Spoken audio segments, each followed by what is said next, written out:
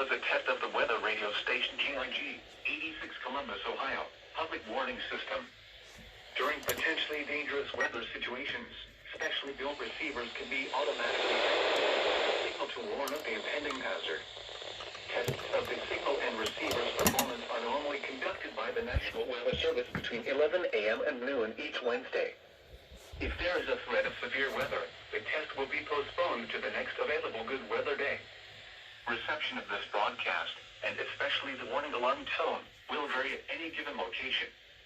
This variability, normally more noticeable at greater distances from the transmitter, can occur even though you are using a good quality receiver in good working order.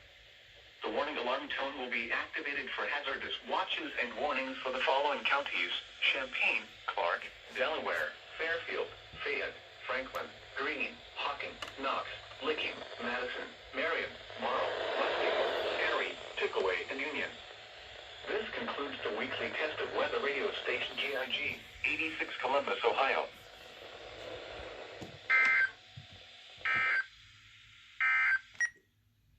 Now looking at the weather patterns. Well, I'm gonna have to reorganize, I guess. KIG86 decided to be weird. Anyhow, the 74-210 obviously went off. The 249 went off. The 12-250 didn't go off, but it had a horrible signal because, once again, KIG86 was being weird. And the 259 went off. And even though I had the Bearcat on, I didn't have it on WX Verity or standby, so it didn't go off. But, yeah.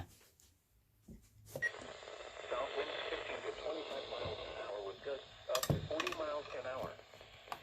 See, it's normally good going this way. But this morning I came to the 249 and